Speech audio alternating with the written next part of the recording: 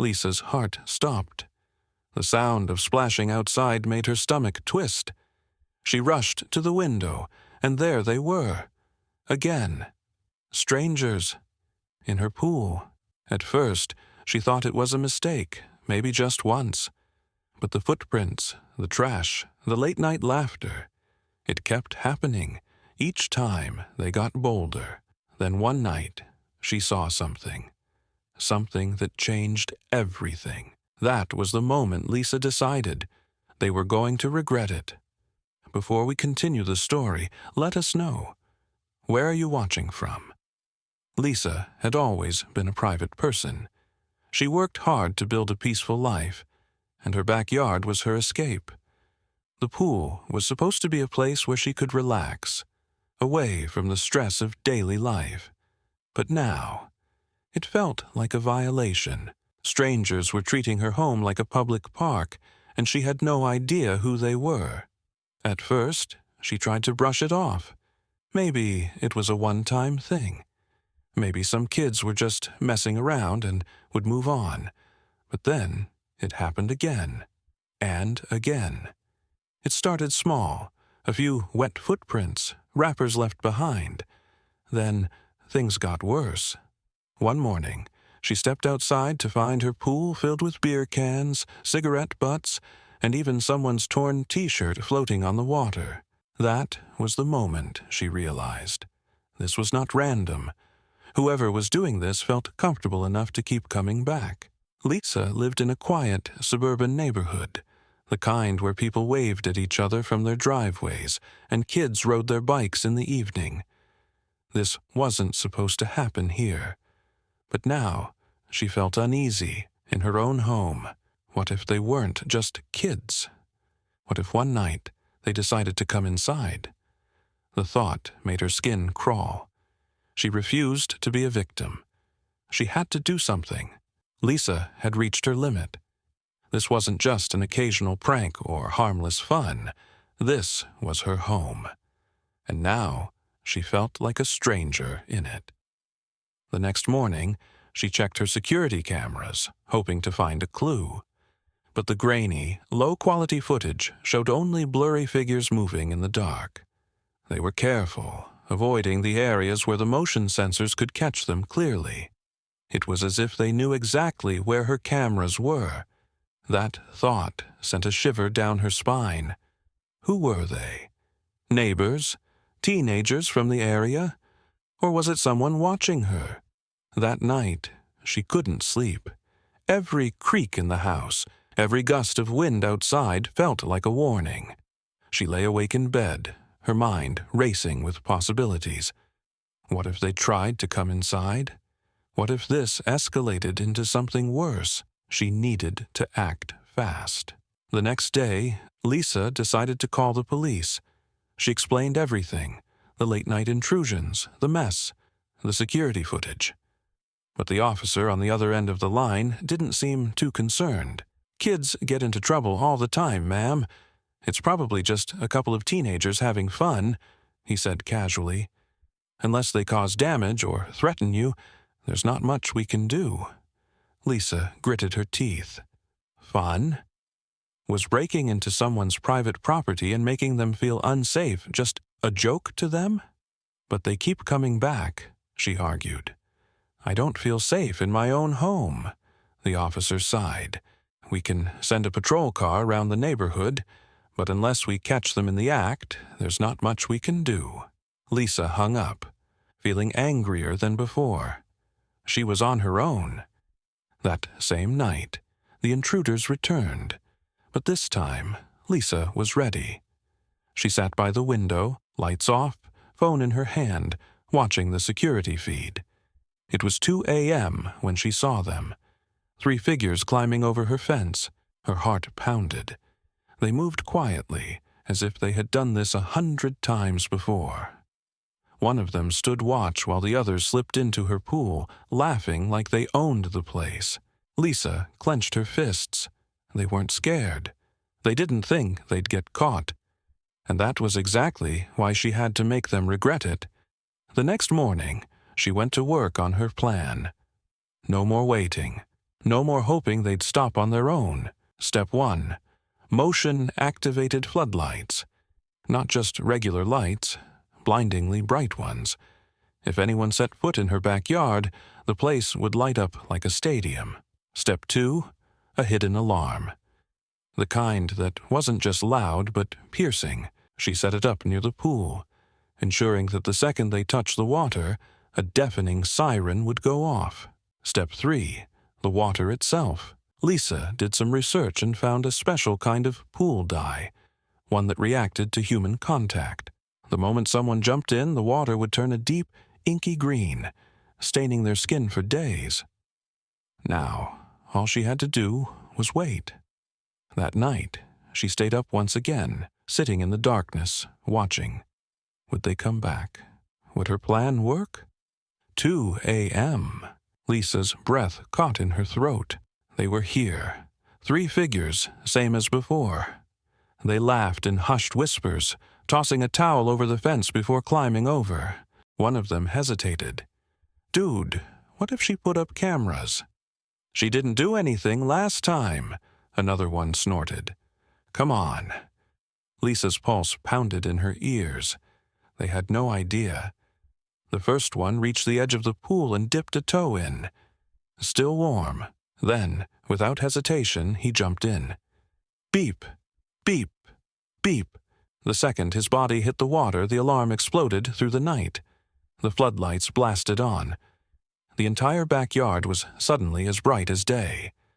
The intruder in the pool screamed. He thrashed in the water, looking down in horror. His arms, his face, his chest, all turning a sickly, dark green. "Dude! What's happening?" The other 2 panicked, scrambling to climb back over the fence. But Lisa wasn't done yet. She stepped outside, arms crossed. "Caught you!" The boy in the pool froze. His eyes widened in horror as he turned to face her, his entire body stained by the dye. The other 2 were already running. One of them tripped, crashing onto the pavement before scrambling to his feet and bolting. The one in the pool tried to pull himself out, but Lisa just stared him down. "You've been sneaking into my yard for weeks," she said coldly. "How does it feel to finally get caught?" The boy stammered, looking down at his arms, his face. What is this?" Lisa smirked. "A little something to make sure I know who you are." He grabbed his phone, desperate to see his reflection, but there was no fixing it. The stain would last for days. "Please, don't call the cops," he begged. "I swear, we won't come back." Lisa let the silence stretch before finally speaking. "That's right. You won't." Without another word, she walked back inside, locking the door behind her. The next morning, Lisa sat by her window, drinking her coffee, watching the neighborhood wake up. And sure enough, a boy walked by. His face still faintly green. Lisa expected that to be the end of it. Surely, after that humiliating night, they would never come back. But she was wrong. The next evening, as she was finishing dinner, her phone buzzed. A security notification. Movement detected. Her stomach tightened. Number it couldn't be. She grabbed her phone and opened the security app. The live feed loaded, and her breath caught. A figure stood at her fence. Just one person this time. Watching. Waiting. It was the same boy from the night before. The one who had been caught in her pool. The one who had fled, his arms and face still faintly stained green. Lisa's pulse quickened. Why was he back? Was he here for revenge? To cause more trouble? She watched closely. But this time he didn't try to climb the fence. Instead, he reached into his pocket, pulled out a small folded piece of paper, and walked up to her porch. Lisa tensed. Was it a threat? A challenge? Some kind of prank? She watched as he bent down and tucked the paper under a rock near her door. Then, without looking back, he turned and walked away. Lisa hesitated, waiting until he was far down the street before stepping outside. She picked up the note, her hands slightly shaking. Slowly, She unfolded it. "I'm sorry. I didn't know it was your house." Lisa frowned. What was that supposed to mean? Her house? Who else's would it have been? Something about those words didn't sit right with her. She stepped back inside, reading the note over and over. It didn't make sense. Then, almost on instinct, she opened the security footage from the previous nights. As she watched, something strange stood out. The boys hadn't been sneaking in like they were discovering a new place. They moved like they knew the layout, like they already belonged there. Lisa's fingers tightened around the note. A chill ran down her spine. She needed answers. That night, Lisa couldn't shake the feeling that there was something she was missing. She grabbed her laptop and started researching her neighborhood. How long had this house been here? Who had lived here before her? She found herself on a website that listed old property records, historical maps, and newspaper archives. She typed in her address, and then she saw it. 30 years ago, before her house was built, there used to be a public swimming pool in the exact same spot. Lisa's stomach dropped.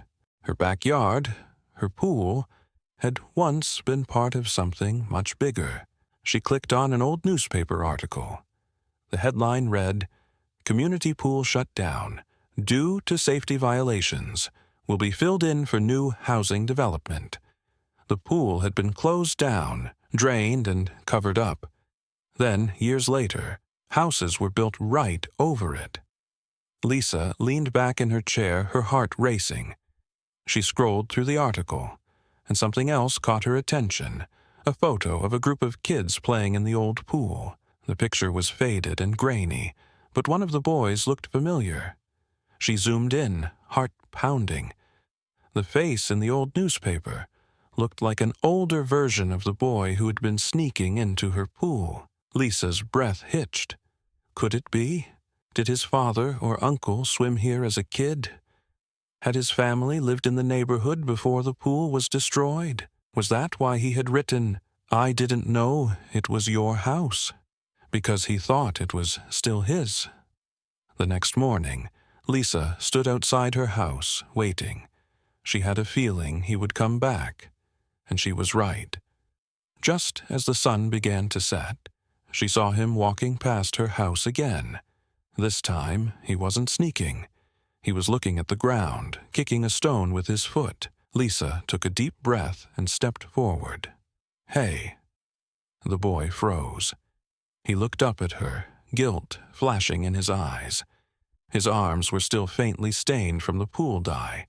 He opened his mouth, then closed it, looking away. I'm sorry," he muttered. "We shouldn't have come here." Lisa studied him carefully. "Why did you?" The boy hesitated, shifting from one foot to another. Then, with a sigh, he finally spoke. "My dad used to live here," he said, "back when there was a real pool here. He and his friends used to come here every summer." Lisa's heart pounded. She had been right. "So you thought—" He nodded. I don't know.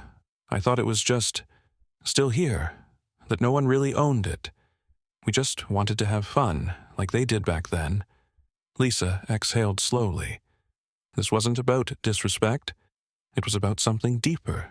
Memories, nostalgia, holding on to something that no longer existed. "You should have asked," she said firmly. "Instead of sneaking in, you made me feel unsafe in my own home." "I know," he admitted, looking down. We didn't think about that." Lisa looked at the kid, really looked at him. He wasn't a bad person, just someone trying to hold on to a piece of the past. She crossed her arms. "If you promise never to sneak in again, I'll make you a deal."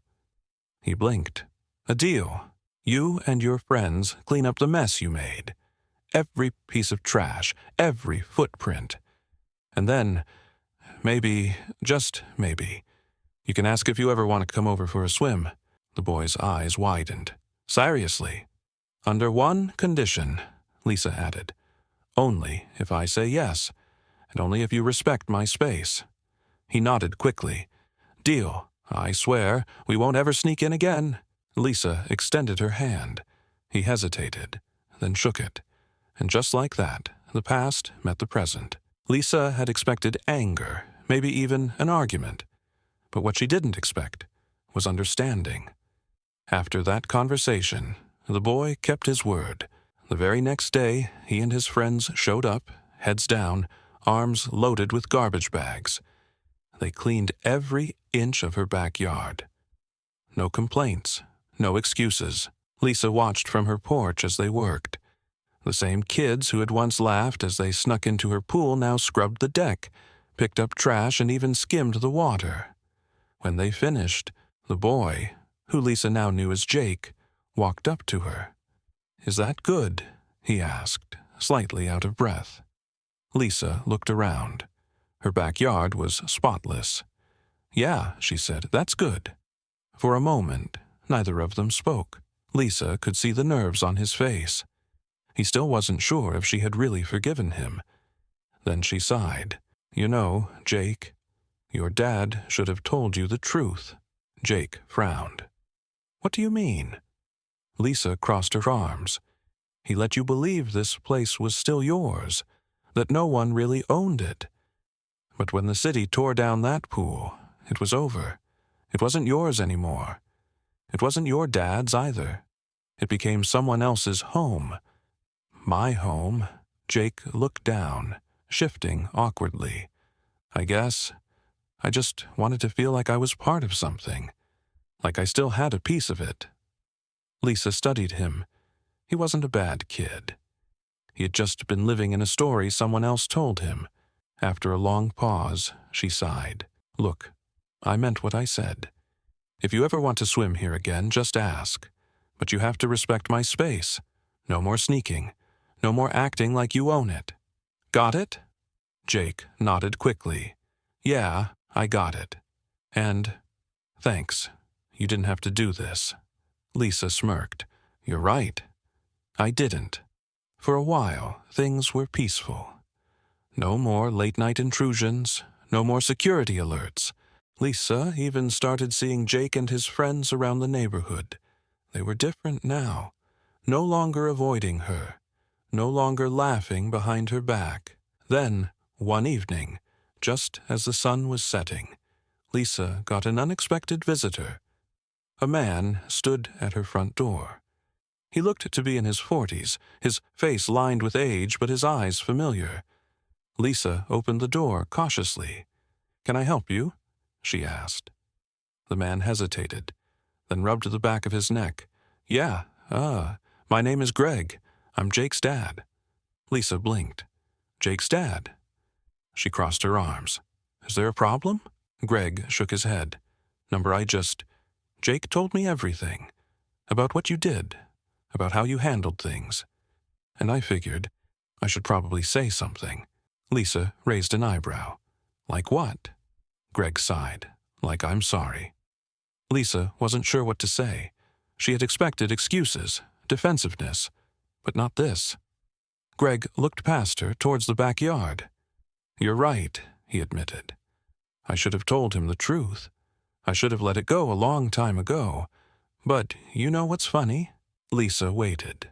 Greg smiled sadly. "I still dream about that place. The old pool, the smell of chlorine, the sound of kids laughing. It was the best part of my childhood. And when they tore it down, it felt like they took something from me." Lisa softened. She understood now. It wasn't just Jake holding on to the past. It was his father, too. Greg sighed, looking embarrassed. "I guess, in some way, I passed that feeling down to Jake. I never told him to sneak in, but I let him believe that this place still belonged to us. And that wasn't fair to you." Lisa let out a slow breath. "No, it wasn't." Greg met her eyes. "But I'm grateful you handled it the way you did. You could have called the cops, could have made things worse. But instead, you taught my kid a lesson I never did." Lisa shrugged. "Well, he's a good kid. Just needed the right push." Greg chuckled. Yeah, that sounds about right. For a moment, they stood there in silence. Then Greg reached into his pocket and pulled something out. I figured I should give you this, he said, handing her a small, yellowed photograph. Lisa took it carefully, her eyes widening as she looked down. It was an old photo of the community pool. Kids played in the water, their faces beaming with joy. And there, right in the middle, was a young boy, maybe 8 or 9, who looked exactly like Jake. Lisa glanced back up at Greg, stunned. Greg chuckled. Yeah, that's me. Lisa didn't know what to say. She had spent weeks fighting to keep her space safe, fighting back against kids who acted like they owned it. But now, standing in front of her, was the one person who actually did. Or at least, who once did. Lisa studied the picture again. The pool that once stood where her home was. The memories tied to it. The people who had once laughed, played, and lived a life here long before she ever did. She exhaled slowly. I guess we're both part of this place now, she said finally. Greg smiled. Yeah, I guess we are. Lisa held on to the photograph a moment longer before finally looking up. Jake's welcome to come swim sometimes. As long as he keeps his promise, Greg nodded. I'll make sure he does. And with that, a piece of the past was finally laid to rest. Lisa stood at her doorstep, still holding the old photograph Greg had given her. The faces of laughing children stared back at her, frozen in time. For so many weeks, she had been fighting to protect her home, her privacy. And now, she had just learned that years before her, this place had belonged to someone else in a different way. She had spent so much energy being angry, feeling invaded, feeling like she had to fight for her space. And while she had every right to defend her home, she had never stopped to think about what this place meant to them. But now she understood. The next morning, Lisa placed the old photograph in a small frame and set it on a shelf in her living room. It was a reminder that even though things change, memories never really disappear. For the next few weeks, Lisa felt a shift in her neighborhood. No more sneaking, no more late-night noises, no more security alerts. One evening, as she sat on her porch, sipping her tea, she heard a familiar voice call out, "Hey, Lisa!" She looked up and saw Jake waving as he rode his bike past her house. He didn't avoid eye contact like he used to. He didn't act like she was the enemy. He just waved. Lisa nodded back. It was a small gesture, but it meant everything. A week later, Jake showed up at her door again. But this time, he knocked. When she answered, he stood there with his hands in his pockets, looking nervous. So, I was wondering, since it's getting hotter outside and stuff, could we maybe, I don't know, use the pool? Lisa raised an eyebrow. Are you asking me? Not just sneaking in? Jake grinned sheepishly. Yeah, learned my lesson. Lisa crossed her arms, pretending to think about it. She could feel Jake holding his breath, waiting for her answer. Then she sighed. All right, but only once in a while. And only when I say it's okay. Jake's face lit up. Seriously? But, she added, you and your friends follow my rules. No trash, no noise at night. And if you act out even once, the deal is off. Jake nodded eagerly. Got it. No messing around. Lisa sighed. Fine. Go get your friends. Minutes later, Jake and his friends were splashing around in the pool. But this time, Lisa didn't feel invaded. She sat back, watching as they laughed and played. It reminded her of the photo Greg had given her, of the kids who had once swum in this very spot, long before her house was even built. She wasn't just letting them swim. She was letting go of the anger, of the frustration, of the idea that this place had only ever belonged to her. That night, As Lisa cleaned up after the kids had gone home, she thought about everything that had happened. At first, she had been convinced that she was the victim, that these kids had no right to take something from her. But now, she realized that sometimes people hold on to places not because they want to steal them, but because they don't want to forget. Jake had thought he was reclaiming something. In his mind, this was just an old, forgotten place that belonged to his father before Lisa ever moved in. Greg had never told him the truth, and that had created this entire situation. But in the end, Lisa had taught him a lesson, not by yelling, not by calling the police, but by making him understand that the past is meant to be remembered, not taken. She had protected her home, but she had also given back something priceless, understanding. The next weekend, Greg showed up at Lisa's door again. "I wanted to thank you," he said, "for what you did for Jake, and for making me realize something." Lisa tilted her head. "And what's that?" Greg sighed. "That I've been holding on to something that doesn't exist anymore. That pool was my childhood, but it's gone now. It's time to move on." Lisa nodded.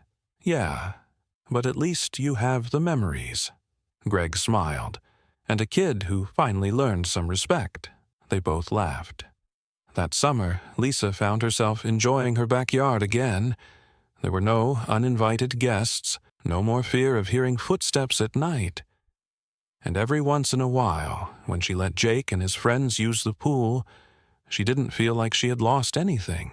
Instead, she had gained something unexpected, a sense of peace, a sense of connection, and most of all, a reminder that sometimes the past and the present can exist together, if you're willing to listen. And just like that, the whole thing was over. What started as a frustrating invasion of privacy had turned into something unexpected. Lisa had fought back. She had protected her home. But she had also learned something bigger. This wasn't just about a backyard pool. It was about memories, misunderstandings, and learning when to hold on and when to let go. She could have stayed angry. She could have called the police, fought to punish those kids, and made sure they never came near her house again. But instead, she chose to teach them a lesson that was not just about consequences, but about respect. And in doing so, she found her own sense of peace. Lisa's backyard was hers again. But now, when she sat by her pool, she no longer felt like she was guarding it. Instead, she was just enjoying it. Now let me ask you, what would you have done if you were in Lisa's shoes? Would you have called the police? Set up more traps? Or would you have handled it differently? Drop your thoughts in the comments. I'd love to hear what you think.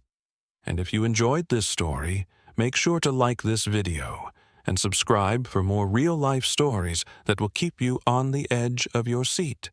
See you in the next one.